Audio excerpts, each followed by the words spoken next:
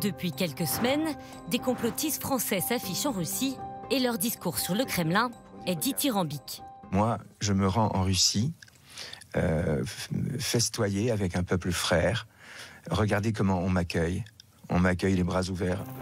Alors, pourquoi cette arrivée soudaine de protestataires français en Russie? On vous explique. Le 9 mai dernier, les Russes commémorent leur victoire sur les nazis.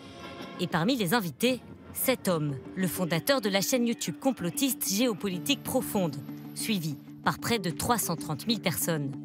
Quelques jours plus tard, il est invité dans la région ukrainienne du Donbass, contrôlée par la Russie, et donne une interview sur la chaîne russe RT.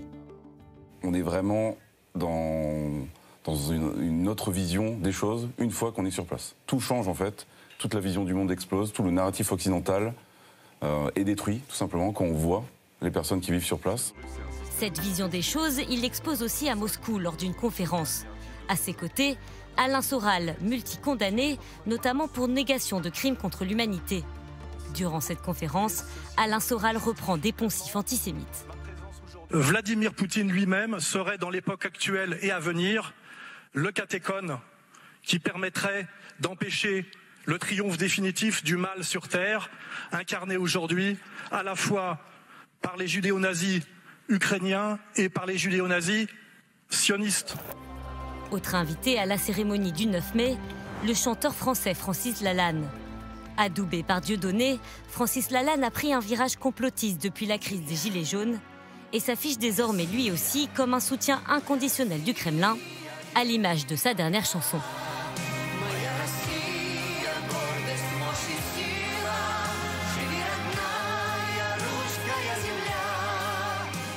Ces invitations entrent clairement dans le cadre d'une stratégie mise en place par la Russie depuis longtemps, selon cet expert.